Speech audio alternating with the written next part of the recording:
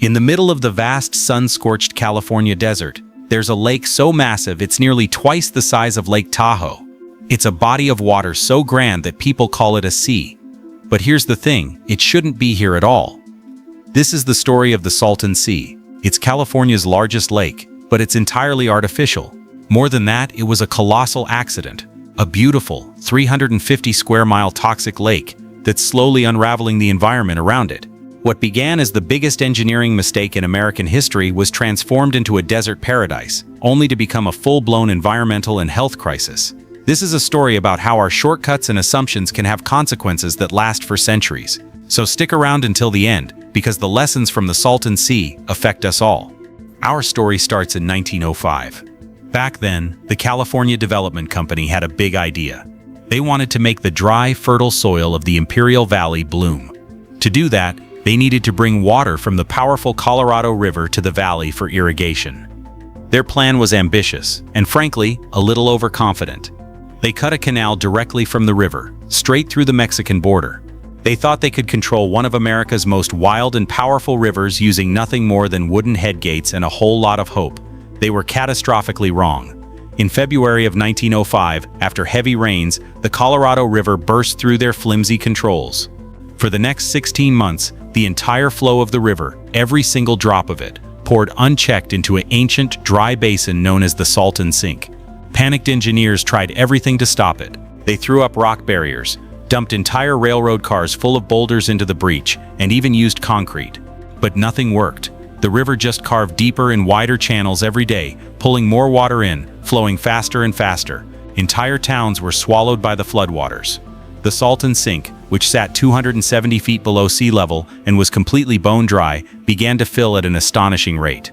By the time they finally managed to stop the flow in November 1906, it was too late.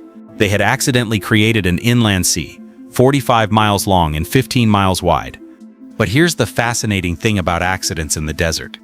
They don't always look like disasters at first. For a while, people saw this giant new lake as an opportunity. They decided to turn this engineering failure into a desert paradise, and for a few decades it worked. Photos from the 1950s and 60s look like they're from another planet. This was marketed as the Palm Springs of water sports, the California Riviera. Fresh water, which was really just agricultural runoff from the Imperial Valley's farms, kept flowing into the sea. This runoff kept the lake's salinity, its saltiness, at a manageable level. People stocked the lake with hardy fish like tilapia and corvina, which thrived in the warm, mineral-rich water. Millions of birds relying on this new oasis made it a crucial rest stop on the Pacific Flyway. At its peak, the sea was 25% larger than it is today. It had pristine beaches and clear blue water. Resort communities with glamorous names like Salton City, Desert Shores, and Bombay Beach sprang up along the shoreline. Developers sold the California dream, affordable waterfront property in the desert where retirees could fish and tourists could water ski under endless sunshine. You can still see the ghost of that dream today. In some of these communities, you'll see the skeletons of massive developments, miles of power lines leading to empty lots, wide streets that go nowhere. It's a stark reminder of how big the plans were. But even in this golden age, there were warning signs. Every so often, fish would die in massive numbers. When the wind blew from a certain direction, a terrible, rotten smell could overwhelm the area. Scientists warned that the sea's salinity was creeping up and that its entire ecosystem was balanced on a knife's edge, but nobody listened. The money was too good, and the desert lake dream was just too perfect to give up. The problem with the Salton Sea is a basic law of nature in a desert basin. It has no outlet. No river flows out of it. The only way water leaves is by evaporating into the hot, dry air. And when water evaporates, it leaves everything else behind.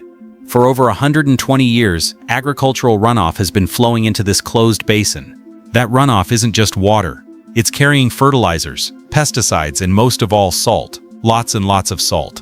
The Salton Sea is now about twice as salty as the Pacific Ocean, and it gets saltier every single year. The collapse began in the 1970s and accelerated through the 80s and 90s. As the salt concentration climbed, the fish populations crashed. The tilapia and corvina couldn't handle the hyper-salty water. Without fish to eat the algae in the lake, massive algae blooms exploded, turning the water a soupy green. These blooms consumed all the oxygen in the water, creating dead zones. Fish die-offs went from being an occasional worry to a routine summer horror. We're not talking about hundreds of fish, we're talking about millions. Then came the day that defied comprehension. In 1999, 7.6 million tilapia died in a single 24-hour period. The shoreline turned silver, with a carpet of rotting fish carcasses. Crews had to work around the clock for weeks, burning the dead fish. The smell was so overwhelming that it was detected 150 miles away in Los Angeles. The birds that depended on these fish began to die too. The Salton Sea, which had once supported more bird species than anywhere else in California, became a toxic trap. In the 1990s, thousands of pelicans and other fish-eating birds died from diseases like avian botulism. Entire nesting colonies, called rookeries, simply vanished. By the year 2000, the sea was supporting almost no fish life. The resort towns emptied out as property values collapsed. The smell became so consistently bad that Imperial County had to declare public health emergencies. The paradise was officially dead. But the death of the lake itself isn't the real crisis. This is the part most people don't understand. The real crisis is what happens when the lake disappears. As the water evaporates, it leaves behind a toxic cocktail of everything that was ever in it: salt, pesticides, fertilizers, and heavy metals. All of it gets concentrated on the dry, exposed lake bed. This newly exposed earth isn't ordinary desert dust. It's 120 years of accumulated agricultural runoff, baked in the sun and ground by the wind into a fine, poisonous powder.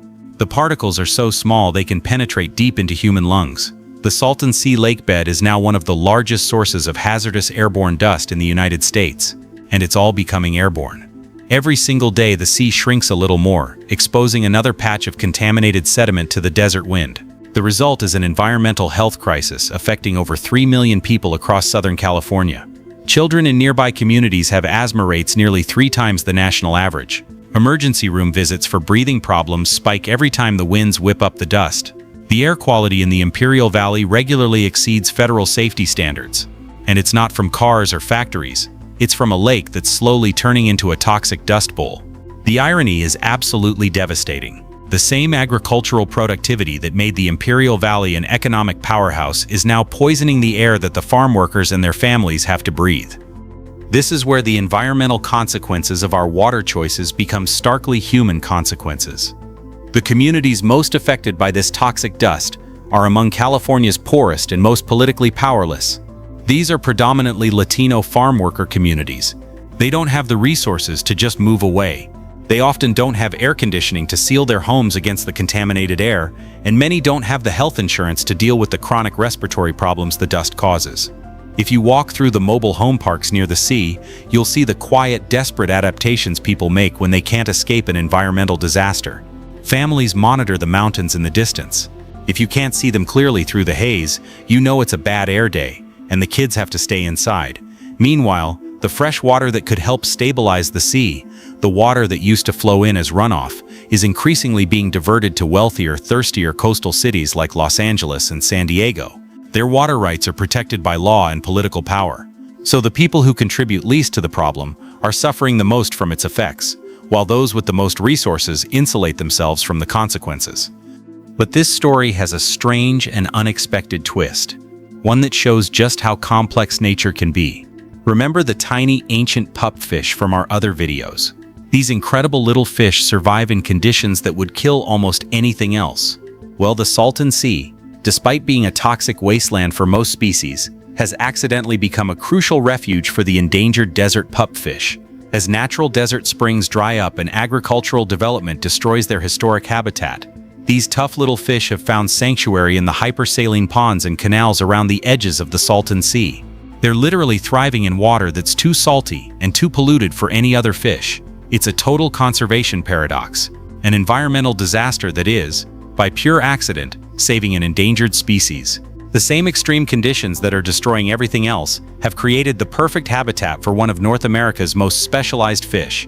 But even this strange success story is fragile. As the sea continues to shrink, these crucial refuge pools could disappear within decades. We might be watching both the salvation and the eventual extinction of the desert pupfish playing out in the very same toxic waters. So what are we doing to fix this mess? This isn't a story without some attempt at a solution. At the southern end of the Salton Sea, crews are working on what California is calling the Species Conservation Habitat Project. It's one of the largest habitat restoration projects in American history, and it's essentially a massive, multi-million-dollar admission of guilt. The state plans to build almost 9,000 acres of managed wetlands. They're using a complex system of pumps, canals, and berms to create an artificial habitat as the natural sea disappears. The engineering is actually incredibly impressive. They're mixing new river water with Salton Sea water to get the perfect salinity mix for wildlife. They're creating new islands and peninsulas just for nesting birds. They're installing wind barriers to help keep the toxic dust from blowing away. Engineers are essentially building a fake ecosystem from scratch. It's artificial wetlands with precisely controlled water levels, manufactured islands designed by computers, and channels that mimic nature but depend entirely on pumps and human management. This project will definitely help. It will create habitat for some birds and reduce some dust emissions. It will buy us some precious time. But here's what really gets me. We're spending $250 million to artificially recreate what we accidentally destroyed when we created the Salton Sea in the first place. We're using 21st century engineering to fix a 20th century engineering disaster. And all the while we know the fundamental problems, too much salt, too little water, remain completely unsolved. The project is a very expensive, very sophisticated band-aid on a wound that requires major surgery. Without new sources of fresh water, the Salton Sea will keep shrinking. The dust will keep blowing. The health crisis will continue. The Salton Sea's neighbor is one of America's most beautiful and successful national parks, Joshua Tree. From the peaks in the park, you can look out across the desert and see the full scope of what we're dealing with.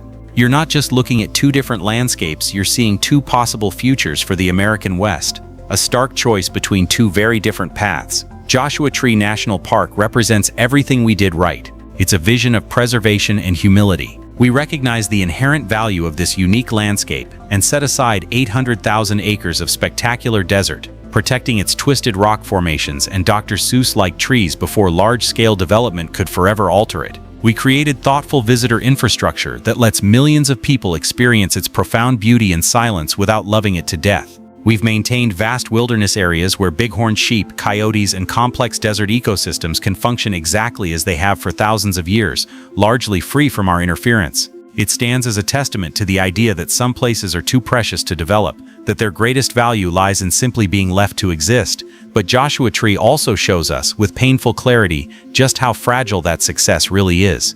The very trees that give the park its name and its soul are now threatened by a problem no park boundary can stop: a rapidly changing climate. Temperatures are rising well beyond what these ancient Joshua trees are able to tolerate, and scientists warn they might not survive the next century in the park they define. Urban development from nearby cities creeps closer to the park's boundaries every year, bringing light pollution and straining resources. Complex water rights battles threaten the few precious springs that sustain the desert's wildlife. And now, political pressures that prioritize short-term energy extraction over long-term conservation threaten to undo decades of careful, dedicated work. Looking from the preserved majesty of Joshua Tree toward the toxic, shrinking expanse of the Salton Sea, the contrast is absolutely heartbreaking. It's a before and after picture painted across the desert itself. On one side, a vision where we learn to live within natural limits, to value conservation over consumption. On the other, a vision where we didn't, where we assumed our technology could outsmart nature, and that economic benefits today were worth any environmental cost tomorrow. The Salton Sea is the direct result of that second path. It's what happens when we prioritize economic development and quick fixes over ecological stability and long-term thinking. It's the consequence of assuming that the desert is a blank slate for our ambitions, and that we can always engineer our way out of the problems our engineering creates. The lake is a monument to the idea that we are separate from our environment, that we can control it without consequence. The two landscapes, standing side by side, form the most powerful classroom imaginable. One shows the beauty of restraint and foresight. The other shows the toxic, dusty cost of neglect and arrogance. The future of the West will be determined by which of these two visions we finally decide to embrace. The most important lesson of the Salton Sea isn't really about water policy or agriculture. It's about time. Environmental problems that develop over decades or centuries can't be fixed with quick technological solutions. The damage we do to natural systems often becomes irreversible long before we even understand what we've done. We created the Salton Sea by accident in 1905. We turned it toxic through decades of choices we thought were harmless. And now we're learning that some mistakes are so big, even all the money and engineering in the world can't completely undo them. The dust from the Salton Sea is blowing right now, carrying with it 120 years of our accumulated mistakes. In a few hours, some of those toxic particles will reach Los Angeles. By tomorrow, they could be in Arizona or Nevada. Environmental disasters don't respect city limits or state lines.